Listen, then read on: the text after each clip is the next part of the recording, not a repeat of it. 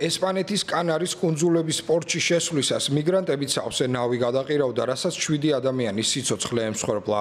ესპანეთის საგანგებო სამსახურში აცხადებენ, რომ დაღუპულებს შორისაა 4 ქალი და 3 არასრულწლოვანი. ეროვნულ საზღვაო სამაშველო სამსახურში აცხადებენ, რომ ნავი იმ დროს გადაბრუნდა, როდესაც მაშველებს ახალგაზრდები თავიანთ ხომალდზე გადაყავდათ.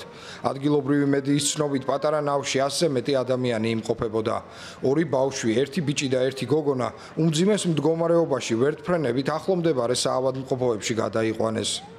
ესპანეთის არქიპელაგი, რომელიც აფრიკის დასავლეთ სანაპიროსთან ახლოს მდებარეობს, უკვე წლებია მიგრანტების მთავარი მარშრუტია. ყოველწლიურად ამ სახიფათო გზას გადის ათასობით მიგრანტი, რომლებიც შეუფერებელი ზომისა და გასაბერი ნავებით სიცოცხლეს საფრთხეში იგდებენ. პრემიერ-მინისტრმა პედრო სანჩესმა სოციალურ ქსელში მწუხარება გამოხატა და მიუსამძიმრა გარდაცვლილთა ახლობლებს და დასძინა, რომ ეს ადამიანები უკეთესი მომავლის შექმნაზე ოცნებობდნენ.